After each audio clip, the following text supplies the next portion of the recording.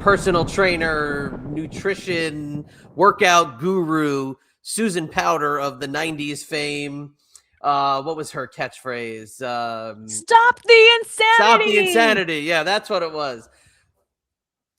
This week, we've seen a lot of her. She's got a documentary coming out, and we've heard about her latest job of driving for Uber Eats as a way to pay the bills. You and I have talked about it via text to prepare for the show. We are on different sides of the coin here. Now, I will turn it over to you to give a little bit more exposition, but when you heard this story, what did you think about this? And do you remember the Stop the Insanity craze of the 90s?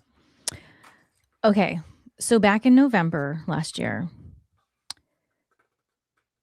I'm always praying, and I was praying for God to send me some women with these specific qualities that I was lacking because I needed that support, right? And then shortly after that, I saw this clip of Susan Powter on the Drew Barrymore show. And I don't watch that show, I don't keep up, whatever, but I was like, "Oh my gosh, Susan freaking Powter." Now, Susan Powter is very influential to little Shelly because when it was in her heyday, first of all, I've always been an athlete, period. I remember being like super, super young, single digits, 5 in the morning doing mousercise. Like I've just always been this person. Nice. So Susan Powter really caught my attention back then because I was a little older, wasn't just a little tiny girl anymore. And the way she talked and everything really got my attention and made me feel like I want to listen to her. She knows what she's talking about. So, like everyone else, I kind of forgot about her until I saw this clip. And so when they're talking about that, what stood out to me was the Uber Eats. And the reason why it stood out to me is because after I decided to retire from wrestling in 2018, I was like, okay, so now I'm not wrestling on the weekends. What am I going to do? And around that time, there was no Uber Eats, but there was Postmates. Postmates was very, very new. And I was like, okay, I don't have to really talk to anybody. I can find new places to like go to or whatever. I can drive around town and I'll just wear really cute outfits and like feel good about myself while I'm working. Awesome. So that's exactly, and I'd smoke a joint the entire time when I was in my car. So that's exactly what I did. And at first it was really good because I would schedule it at the high demand times. And at that time, because it was so new, they had like a guarantee that if you worked between like just before lunch and a couple hours after lunch, you make $100 minimum, no matter what, as long as you meet the quota of how many deliveries, right? So for me, I was like, as long as I make $100 a day, I'm fine with that. So that's what I would do. And it worked out really well, but then things started to change. They weren't really doing that anymore. The window of the time to make was smaller, therefore the guarantee was smaller. And then, of course, you started seeing the dwindling of how much percent you were getting. So it was really rough. And then not only that, but because I was trying to like not feel bad that and there's nothing wrong with being a food delivery, but just like where my mind space was, leaving the wrestling business, this and that, and this is what I'm doing. I don't know what I'm going to do with the rest of my life now. And I would have like these moments, dude. And then because to help me get through it, I would dress cute and like whatever. I can't tell you how many times I got hit on by rich ass people because I would be like in Beverly Hills area or on the west side and I'd go to famous people's houses and be like, "How are you the Postmates girl?" Like, what? It was always the thing. And they would offer me money to like come inside and hang out. And like they would smell that my car smelled. I'm like, oh, and like it was a whole journey. And like I said, at first it was good. I felt like I can do it, whatever. But when the things started to change, especially when Uber Eats started to happen and become a thing and there was competition, it got really messy. And it was rough, man, and like it was really rough, and I had some really rough moments when it's like I was like running myself thin for a couple measly bucks. It was hard, dude. And what that did to me psychologically and, like, being like, "Well," that's why I was like, "Well, I guess I better at least start to, like, continue doing the autograph signings." I mean, it's not like I retired from that, so I did that for a little bit to help me with that, but then even within that, I stopped doing because I got triggered and I felt like it wasn't a good environment for me. So then when I was solely relying on just the Postmates and Uber Eats money, because you bet your ass that I was doing both at one time, and that was nerve-wracking when one bell would go off on one app and another one, but that's what I had to do. I had to play both sides. And then I had to work later to, like, meet my quota, and then I'd find myself sometimes in bad areas and it's late. Like, it was rough, dude. So when Susan effing Powter started talking about it, I knew exactly what she was talking about, dude. From being, not that I was a Susan Powter, she was on a whole other level, but being somebody that was being successful and doing what they loved, and because of whatever different reasons, that's now, at least you feel, been taken away from you. What do I do now? And I was on board. So I followed her, and then that's when I started to see how she post. And then for me, it was like, wow, dude, because when she'd be in her car, like, oh, here I am waiting in the parking lot. I used to do that. I used to wait in the parking lot, and then you wait for the, like, whatever, is it worth it? Da da da. Like, everything she was doing, I related to because that's how I used to live my life. Because I was so mad at wrestling, I refused to be in the business in any way, shape, or form. I was like, I'd rather do Postmates. And then it ran me down, dude. And what's crazy is watching her just put herself out there on her Instagram. And this is before the film came out. So this is back in November.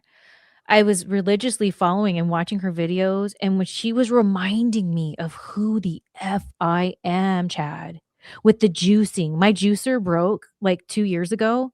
One of those things, I just never got it replaced. I have GI tract issues along with other issues. So I found that juicing, incorporating it in my daily, my health improved immensely. And she was reminding me of the simplicity of who the F I was. And it shook me up and out of this daze that I've been living in for a few years, because she was just being there herself on Instagram. And then when she's like, things started, like more interviews and things like that, you would see the moments of her. And I related to it because that's what wrestling specifically does for me. That's what, you know, even getting on Vampire Radio or TMI or someone else's podcast, I know what that does for me, and I was watching it happen to her, and it's like you don't know that unless you live it to recognize it. And so I got even more inspired, and fast forward, her film came out. I watched it, and again, related. And there's a moment she has with Jamie Lee Curtis, and she says, she's starts to ugly cry. And she doesn't cry through the whole thing really, but she ugly cries at this moment. And she says, "You've restored my faith in women." And that hit me hard because even though it was, the way the story was, it was sad and everything. And I'm very sensitive. I cry all the time. I related. I didn't cry. And I kept thinking to myself, why aren't I crying? And I thought, because I relate so much that to me, this is normal. But to the outsider, this isn't really normal. But to me, it's normal. And a lot of the things that she shared with her living situations and this and that, I experienced those things. And so it's like, it was normal to me. So that's why it was no thing. But when she said that to Jamie Lee Curtis, I don't care like if it was a setup conversation. When she said it, she can barely get those words out. I feel it was very genuine because I know that feeling, and it did make me cry. And part of my big problem in life, even though I'm such a man hater, is my biggest wound is from women, because men are supposed to hurt me. But women that have hurt me, those scars run so deep that I felt that when she said that. And So that's my 2 cents on connecting with her, the whole thing. I know you feel differently, but I do. that's where I'm coming from, and I'm dying to hear your thoughts now. Well, look, first off, very powerful, the connection that you made. And the fact that you can share it is wonderful. Okay. We appreciate that as listeners, as co-hosts, that you can love it. But Wonderful. But Jamie Lee Curtis, I mean, could we pick somebody from the Hollywood mainframe that could like manufacture this work any better to dig somebody out of obscurity and help her push forward into the spotlight? So you started following Susan Powter in November. Is that what you said? yeah, Okay. Did she mention in November the documentary? she did because she said they already had filmed it. It all okay. They already filmed it. Okay. This is such a work. It's not even funny. Come on. Come on. You can't smell this a mile away. This is the feel good story to kick off 2026. As I'm doing my research, okay, she had some bad investments. She had her company kind of like get all messed up. I get it. It's happened to a lot of these stars of the 90s, whatever. I get. Are we supposed to feel sympathy that she's doing Uber Eats as a job? Is this a. She signed a book deal 2 years ago. Where did that money go?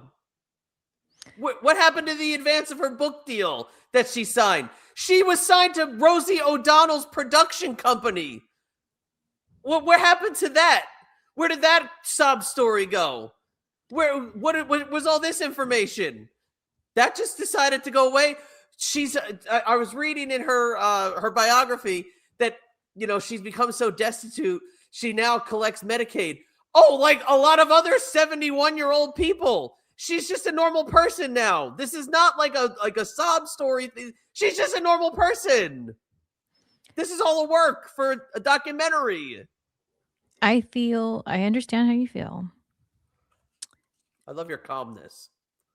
Because here's the thing, the same thing could be said about me when I'm like, "Oh, I had to do this," and I don't want people to feel sorry for me, but I'm telling you, maybe this makes me an asshole that, "Oh, now I'm a normal person," but when you work so hard for something, and you put your heart and soul into something, and then you no longer have it, or, she has openly talked about how she's very bitter about towards the people that, like, screwed her over or whatever, so I can relate it in my way with wrestling, right? So, it's like it's not that, "Oh, now I have to be a normal person." It's that what psychologically all this stuff does. Like, I remember there was a time where to make money, I answered this ad to pass out flyers, and it was flyers in downtown LA. And the flyers were this propaganda for the Better Business Bureau, and it's so crazy because one of the people that were on there was WWE, and they paid us to go to City Hall, and we had a chant, "BBB is not for me. BBB is not for me." And that's when I was like, wait, that's when I realized that I didn't know that people got paid to be picketers and stuff like that, protesters. Right. So I was like, what?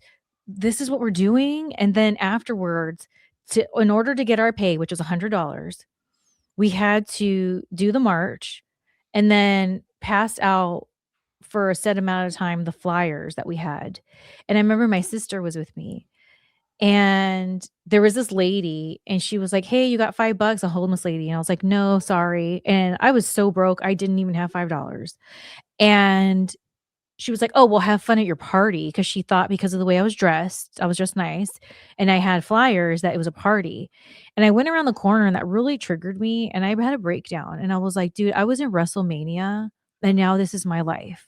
That a homeless lady is picking on me because she thinks da da da," and it just messed with my head. Now, some could say, "Oh, now you have to be a normal person," and, like, whatever, but, like, that really effed me up, and that's what I see in the Susan Powter stuff is, like, I understand that, and it's not like boohoo, whatever, it's how it affected you and how you kinda lost everything because of this. And I know that here's the thing. Let's say because TMI is doing so good and it's getting all this attention, all of a sudden, like someone reaches out to me and was like, "Oh, we want to like represent you and blah blah blah blah blah and this and that." And all of a sudden I do really well and like I'm getting the opportunities that I wanted and I'm getting my stories out, whatever. Like that's because people are now aware and there's interest and it's a different there's a different way that society works. And so I can have abundance now maybe that I couldn't like just 5, 10 years ago because things are different. Whereas Susan Powter, maybe they found this story, it makes sense to me how things work here in town. Like the story checks out as far as I'm concerned that sometimes that happens. There's a conversation and then someone's like, yeah, she's doing Uber Eats. And they're like, well, go try to find her and interview her. Like, because that's the stories that people do want to hear. So to your credit, they do want to hear this, and this is the time to bring those stories to light. But that's not to negate the story that really is there. And I'm sorry, when I look at Susan Powter as a person that's been there and has lived through it, like I see it on her soul. Like it's not like I understand how you're like, "Oh, it's a work, it's the feel good stuff, blah, blah, blah," but I feel the story was there and that Hollywood saw an opportunity to go there, but I just really feel and then now Susan Powter can transform her life because of where social media is. Like, she keeps talking about how she wants to do what she did before, but do it her own way now. She can because now she can talk to people on live streams. She can do podcasts and get things out there. Like, the tools that are now what they are weren't there in the 90s. And so you take somebody from a yesteryear and repackage them. Yeah, there's money to be made, but I really feel that that story was there and that she was living this life and it was something that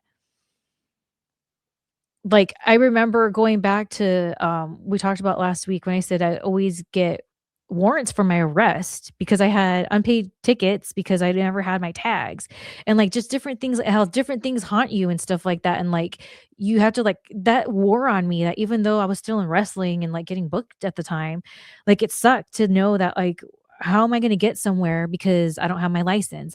So I feel her story isn't a boo-hoo, she had to be normal. There's a lot of Susan Powters in different capacities out there, and that's why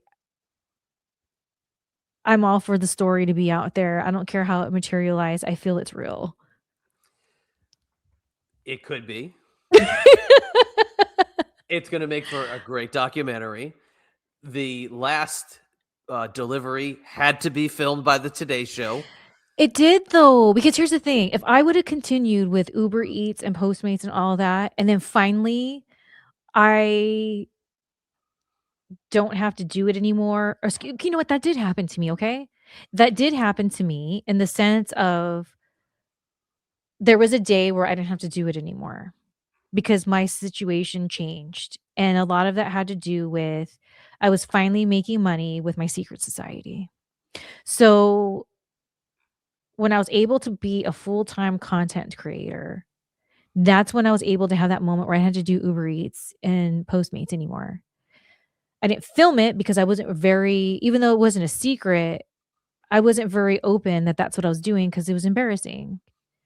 Well, I'm supposed to be hot Shelly Martinez, and then not only that, like, the way the job was making me feel. Maybe at first I was more open about it because I was like, "Oh, I did this order and I met this, one of the guys from, like, Marilyn Manson's band I delivered pizza to." Like, these different things, and, like, then the stories quiet down because it wore on me, and I wasn't happy, and it felt like I was in that kind of struggle mode. But if I had an opportunity to, like, have a film crew capture my last order, hell yeah, I would have done it. It would have been like for me personally, a piece of content that I can have that not only makes me feel like I finally moved on and I'm not stuck and struggling and having to hustle so hard in Postmates and Uber Eats. Because that's the other thing. If there's people out there watching, listening, that's what they do, I'm pretty sure that, like, either that's their second job or that's their main job, and they're fine with it because they're able to do whatever else they need to do and they have make up their own schedule. I was somebody who had a whole other career and then went to that. And that's what my point is like there's this mind F that happens. And I know with Susan Powter, there was a lot of years before she became like a Uber Eats and that whole thing happened. But there's this mind F that happens, and that's going back to what we've talked about before, like freaking child actors and things like that. Like, when you have to go out in the real world, it's I get how it can sound boohoo-ish, but it's more than that. It's not just a sad story. It's not a just feel bad for me. It's pain. It's pain that you're trying to figure out, pain that scares you. So then all of a sudden now you're making choices out of desperation.